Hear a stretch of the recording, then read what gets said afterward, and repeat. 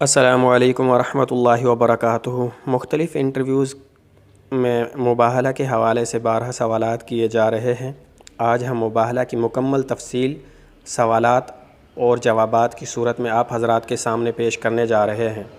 سب سے پہلا سوال جو بارہا کیا جا چکا ہے کہ مباہلہ کسے کہتے ہیں؟ مباہلہ باب مفاعلہ سے ہے، عربی زبان کا لفظ ہے۔ اس کا معنی ہے ایک دوسرے پر بددعا کرنا، ایک دوسرے پر لعنت بھیجنا یا ایک دوسرے پر اللہ تعالیٰ کی ہلاکت کی دعا کرنا۔ اور اصطلاح میں مباہلہ کہتے ہیں جب فریقین میں کسی حق بات پر جھگڑا ہو جائے اور دونوں طرف سے دلائل دینے کے باوجود وہ جھگڑا کسی نتیجے پر نہ پہنچ رہا ہو تو فریقین پھر ایک دوسرے کے حق میں بددعا کرتے ہیں کہ اے اللہ، اگر میرا مد مقابل جھوٹا ہے تو اس پر اللہ تعالیٰ کی لعنت، ہلاکت اور پھٹکار ہو۔ پھر یہی بددعا دوسرا فریق پہلے والے کے لیے دیتا ہے۔ اس طرح ایک دوسرے کے لیے ہلاکت، بربادی کی بددعا کرنا اور لعنت بھیجنا مباہلہ کہلاتا ہے۔ دوسرا سوال یہ پوچھا جاتا ہے کہ مباہلہ کا ذکر قرآن پاک میں کس جگہ آیا ہے؟ مباہلہ کا ذکر سورہ آل عمران کی آیت نمبر 61 میں آیا ہے۔ سورہ آل عمران کا ذکر ہوا تو اس کا تھوڑا سا تعارف کر لیتے ہیں کہ اس سورت کو یہ قرآن پاک کی تیسری اور مدنی صورتوں میں سے ہے جو تیسرے اور چوتھے پارے میں واقع ہے۔ اس سورت کی 200 آیات اور 20 رکوع ہیں۔ اور اس سورت کو آل عمران کیوں کہا جاتا ہے؟ اس سورت کا نام آل عمران اس لیے رکھا گیا ہے کہ اس کی 2 آیتوں میں لفظ عمران آیا ہے۔ آیت نمبر 33 میں اور آیت نمبر 35 میں حضرت مریم علیہ السلام کے والد ماجد عمران کا تذکرہ آیا ہے۔ اور چونکہ سورت میں مریم علیہ السلام کی پیدائش، اس کے بعد پھر عیسیٰ علیہ السلام کی پیدائش کا ذکر ہے، تو چونکہ یہ عمران کی اولاد میں سے ہیں، آل اولاد ہیں یہ، اس لیے آل عمران کا تذکرہ سورت میں ہوا تو اس سورت کا نام آل عمران رکھ دیا۔ اسی طرح اس سورت کا ایک اور نام سورہ طیبہ بھی ہے جس کے معنی ہے آلودگیوں اور تہمتوں سے پاک ہونا، چونکہ اس سورت میں مریم علیہ السلام کی پاک دامنی اور گناہوں سے مبرہ ہونے کی طرف اشارہ ہے، اس لیے اس سورت کو سورہ طیبہ بھی کہا جاتا ہے۔ اور سورہ آل عمران اور سورہ بقرہ کو زہراوین بھی کہا جاتا ہے۔ تیسرا سوال یہ ہے کہ یہ مباہلہ کا واقعہ کن لوگوں کے ساتھ پیش آیا؟ حضور اکرم صلی اللہ علیہ وسلم نے مباہلہ کی دعوت نجران کے عیسائیوں کو دی تھی، تو یہ واقعہ نجران کے عیسائیوں کے ساتھ پیش آیا تھا۔ چوتھا سوال یہ ہے کہ آپ صلی اللہ علیہ وسلم نے کتنی شرائط نجران کے عیسائیوں کے سامنے پیش کی تھیں؟ آپ صلی اللہ علیہ وسلم نے ایک فرمان بھیجا جس میں 3 چیزیں ترتیب وار ذکر کی گئی تھیں کہ اسلام قبول کرو یا جزیہ ادا کرو یا جنگ کے لیے تیار ہو جاؤ۔ جب آپ صلی اللہ علیہ وسلم کا یہ پیغام نجران کے عیسائیوں کے پاس پہنچا تو انہوں نے 70 یا 60 افراد پر مشتمل ایک وفد 9 ہجری میں آپ صلی اللہ علیہ وسلم کی خدمت میں بھیجا، اور اسی وقت یہ مباہلہ کا واقعہ پیش آیا تھا کہ آپ صلی اللہ علیہ وسلم جب ان کو توحید کی دعوت دینے لگے تو وہ عیسیٰ علیہ السلام کی الوہیت اور اللہ تعالیٰ کا بیٹا ہونے کے حوالے سے دلائل دینے لگے۔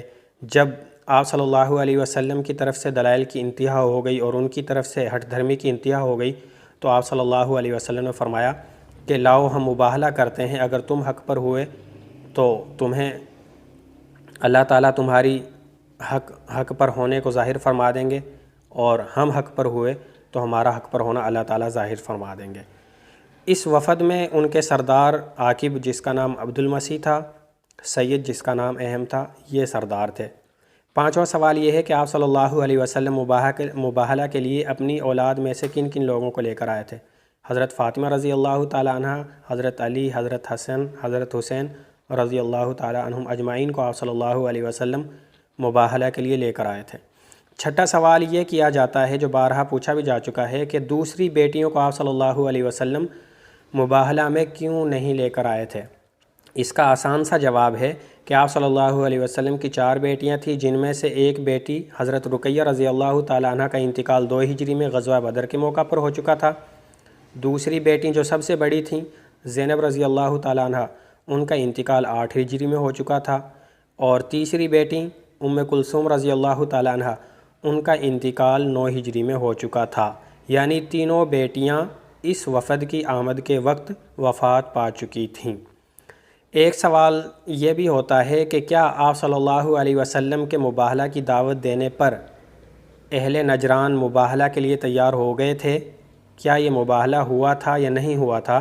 تو اس کا جواب یہ ہے کہ اہل نجران ڈر گئے تھے اور انہوں نے جزیہ دینے پر صلح کر لی تھی، اور آپ صلی اللہ علیہ وسلم سے عرض کیا کہ آپ ہمارے ساتھ اپنے صحابہ میں سے سب سے زیادہ امانت دار صحابی کو ہمارے ساتھ بھیج دیں جن کو ہم جزیہ کی رقم اکٹھا کر کے دے دیں۔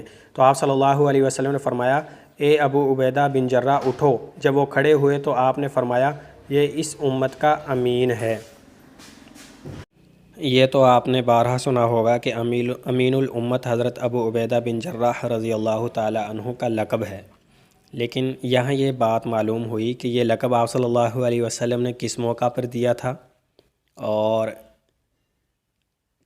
کس سن میں دیا تھا، یعنی 9 ہجری میں دیا تھا اور وفد نجران کی آمد کے موقع پر دیا تھا۔ اس کے بعد ایک سوال یہ ہوتا ہے کہ کیا آج کل مباہلہ کیا جا سکتا ہے یا نہیں؟ اس حوالے سے زاد المعاد، فتح الباری وغیرہ میں تفصیل ملتی ہے، جس سے معلوم ہوتا ہے کہ آج کل بھی مباہلہ کیا جا سکتا ہے۔ پھر ایک سوال یہ بھی ہوتا ہے کہ مباہلہ صرف کافروں سے ہو سکتا ہے یا مسلمانوں سے؟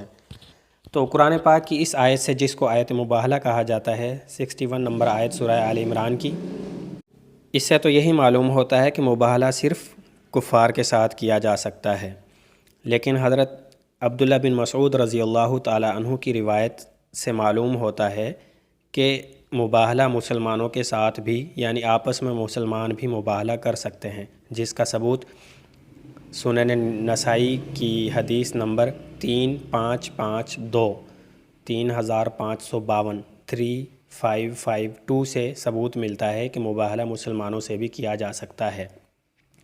اور مباہلہ کے حوالے سے ایک دلچسپ بات آخر میں عرض کر دوں کہ یہ مباہلہ کا جو واقعہ پیش آیا تھا 9 ہجری میں، اس کے بارے میں صراحت ملتی ہے کہ 24 ذو الحجہ کی تاریخ تھی، ذو الحج کا مہینہ تھا اور 24 تاریخ تھی۔ تو اس حوالے سے بہت سے ممالک میں عید مباہلہ بھی منائی جاتی ہے، خصوصاً ایران میں 24 ذو الحجہ کو عید مباہلہ کے نام سے ایک عید منائی جاتی ہے۔ وہ اسی نجران کے وفد کے ساتھ جو آپ صلی اللہ علیہ وسلم نے مباہلہ کی دعوت دی تھی، اسی کی یاد میں عید مباہلہ منائی جاتی ہے۔ والسلام علیکم ورحمۃ اللہ وبرکاتہ۔